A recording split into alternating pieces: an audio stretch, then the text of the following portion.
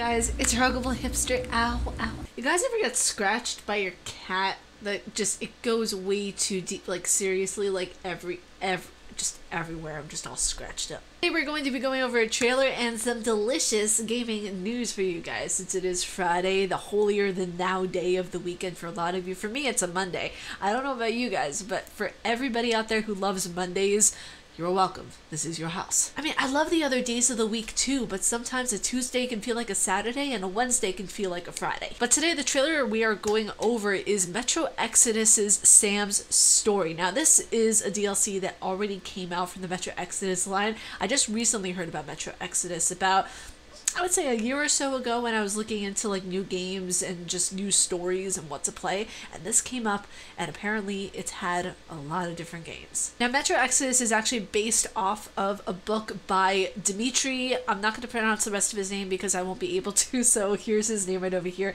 and he wrote Metro 2033. Get into this trailer. There's blood and gore, intense violence, partial nudity, sexual themes, strong language, use of drugs. It's are we in GTA right now? I'm just joking. This is better than GTA. Inspired by the internationally best-selling novel Metro 2035. Oh, okay. Wait, so it's not Metro 20. Wait a second. Wait a second. So it's not. I thought it was Metro 2033. Somebody who knows the entire franchise, comment down below. Is it 2033 or 2035?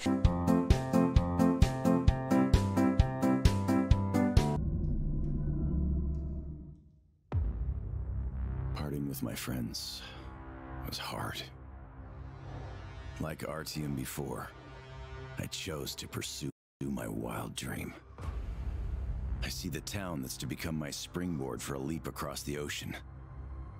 And I smell salt in the air. Oh, this looks graphically so cool. If there really is even a slight chance of me ever getting home, I will find it here. One step at a time. I like his voice. Oh my god, that looks so cool. Oh. Oh. Oh.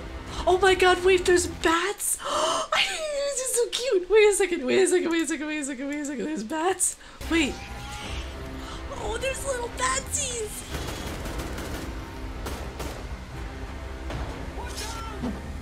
Oh. Oh, well, okay.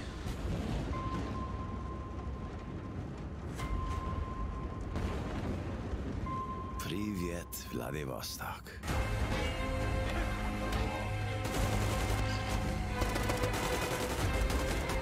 Oh, this looks like my kind of game. This looks so cool.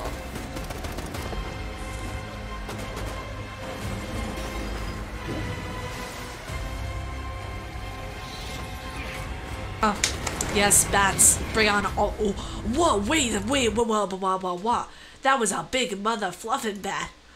Look at that thing. That, oh my god, that reminds me of the boss battle in Resident Evil 0. Work. That's a big bat. That's a big bat.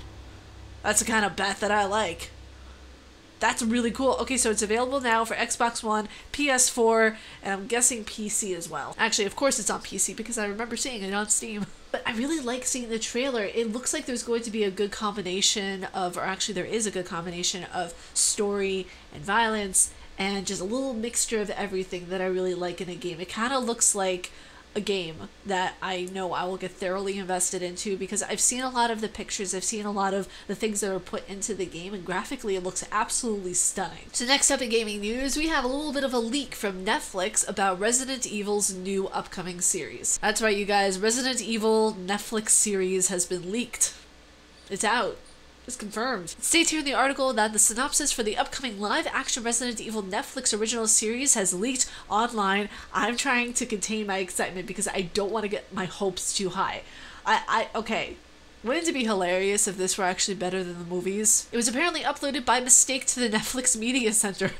RIP. Where it was spotted and promptly leaked to the public. This confirms the rumors of a Netflix adaptation of the popular video game series. The synopsis reads, the town of Clearfield... Wait, Clearfield? Wait a second. Oh god, they're not getting on my good side already. Jesus Christ. Why are they setting it in Maryland? when it's Raccoon City, Utah. The town of Clearfield, Maryland has long stood in the shadow of three seemingly unrelated behemoths. Okay, interesting word choice there. The Umbrella Corporation, the decommissioned Greenwood Asylum that was never in the game. In Washington, D.C. today, 26 years after the discovery of the T-virus. Oh, so they're putting this in the future. Oh no. It was never in the series. Why are they putting information that was never in the series to begin with? Oh no. Oh, see, this is why I don't keep my hopes too high, people, okay? 26 years after the discovery of the T-virus, secrets held by the three will start to be revealed at the first signs of outbreak. There's going to be a lot of confused upcoming fans who are going to watch this, won't know what Resident Evil is, and think, oh, this looks cool, this is great, this looks really awesome, and then they'll look up things about it and they'll be like, oh, that was only in the Netflix series? What? It continues on stating in the article that Resident Evil is one of the longest running video game franchises out there since 1996. Around 24 games have been released in the series, including last year's excellent Resident Evil 2 remake, one of the best games of 2019. Apparently not good enough to win Game of the Year. I'm still upset about this, okay? Don't think I'm not salty that it didn't win Game of the Year. It deserved it. It should have won it instead of Sekiro. Adaptations of the video game series, including 6 films from director Paul W.S. Anderson starring his wife, Mila Jovovich, The film series has grossed over $1 billion. 4 animated films have also been released, which are better than the actual movies themselves. You guys think I won't stay salty about the movies? No, I'm still gonna stay salty. I'm salty about the fact that they're even putting in information that's not even from the games. I am not... Oh, God. I knew this was going to happen to an extent. I mean, you know, we've been new. Is that I'm going to watch it. I'm actually going to get Netflix specifically just to watch the Resident Evil series because I'm looking forward to it, but I'm also not going to be as light-handed when it comes to my critique of it. It's just going to be one of those things of where if it's good, then it's good on its own terms, but if it doesn't have all of the stuff from the Resident Evil game, then it's just going to be another thing that has the Resident Evil name attached to it. It's getting the clout from the entire company, but it won't accurately depict it. But who knows? You know what? I don't know. We all don't know what's going to happen or what's in the minds of the director or the creator. So we'll have to see what happens. We'll have to see once it all comes to fruition if they're still casting, you know, assistants and editors. Netflix. Hi, what's up? Your girl here? I really feel like sometimes, you know, once you have projects like this, you need a couple of fans to actually work on said project or series or whatever you have. That way it just retains its accuracy. It retains what it has that makes it Resident Evil, that makes it that special series, you know? If they don't put in a live action version of the mansion, you know how long I've waited to see a live action version of that mansion, of the entire laboratory area, of the moment where Jill and Chris are running in the beginning from both of those Cerberuses. I want to see that live action version. I want to see a well done series that actually depicts the games and its accuracy. And you know what the thing is that I'm excited to see this, don't get me wrong. I'm very excited. I'm also very skeptical. I'm very hesitant at the same time because they're saying it's like 27 years after the incident, yet they're going to be going back in time and they're doing this back and forth kind of thing. So maybe we're going to get a thing of where it is in the future, but we're going to be doing some time traveling with some memories that people might have or something. Oh my God, if they were to bring Rebecca and Billy, it could make this such an amazing series. Like they could do so many things with it. States here in the header that blame Activision's rumored Stadia deal when cloud gaming dies. I don't know why people think cloud gaming is going to die. It's never going to go anywhere. You know, people might not use it to the fullest extent that they use PC or console gaming, but it's still there. We still use it. I feel like everything that's going on right now with Activision just proves that people want to have their select specialties, you know, they're exclusives, they want to be unique and set apart from the crowd. It goes on to saying in the article here that Activision recently pulled all of its games from GeForce Now. It's sad. It's really unfortunate that they had to do that. There's speculation that Activision is preparing for an exclusivity deal with Google Stadia. Let that just sink in for a little bit. If the deal does exist, then it will set a damaging precedent for future game streaming. I mean, the thing is that Activision basically left NVIDIA out to dry, honestly. With this move, if Google Stadia and Activision are going steady, it's going to prove very dangerous for the entire company. Honestly, this entire thing confuses me.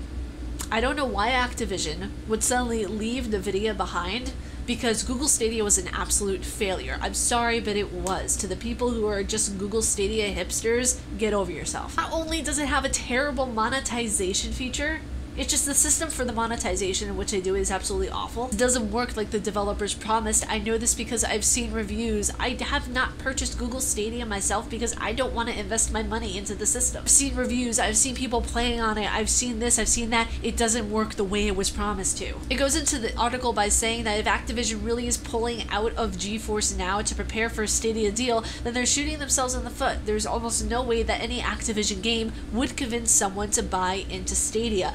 I get it. I get the fact that they want to put more games onto the Google Stadia platform, but they are killing their company if they are going to do this. It goes into saying, especially now with Microsoft xCloud just over the horizon, another service that so far seems to perform better than Stadia. It even goes so far in the article to say that if you own a title or subscribe to Game Pass, you can stream the game on their servers. It's that simple. It's enraging that these services even need Activision's consent, since they are using the copy of the game that we own ourselves. Now, there was actually an update to this article that was done on the 18th. Now, it's 21st today, so on the 18th, they said, since this article was written, it has been revealed that Activision pulled their games due to a misunderstanding between the two companies relating to their licensing agreement. So we'll have to see where this goes. I'm scared for the future of gaming just a little bit because, you know, if Activision really is going to go with Google Stadia, then it's not going to be good. And last on the Casual Nerd, we are going to talk about some Sonic the Hedgehog. Now, I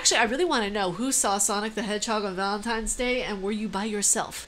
And we were all worried in the beginning that the graphic design of Sonic would look like a crazy grandmother that just got out of the shower. No, it did not, sir. It looks like a well-trimmed grandmother who just got out of the salon and ready for her big date. It states here in the article that over the weekend, the big Speedster's debut opened at $57 million.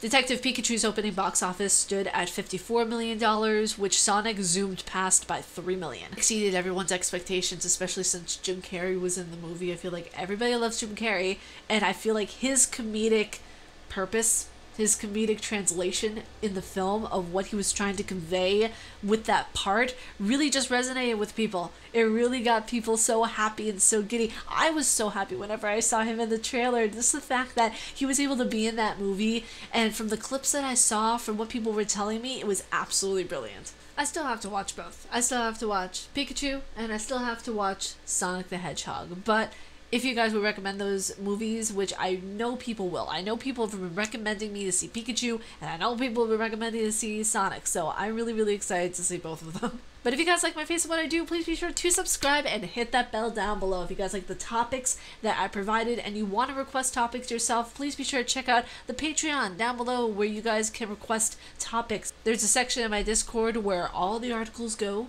and it's hashtag Casual Nerd, and I am so happy that I'm finally just utilizing Discord more for just YouTube, for Twitter, for everything like that. So yeah, if you guys want to hit me up on Patreon, be sure to do so. I have tiers for every kind of budget. But be sure to hit that bell and subscribe because I make videos every Monday, Wednesday, and double uploads on Friday. Stay casually nerdy, you guys, and I will see you all in the next video.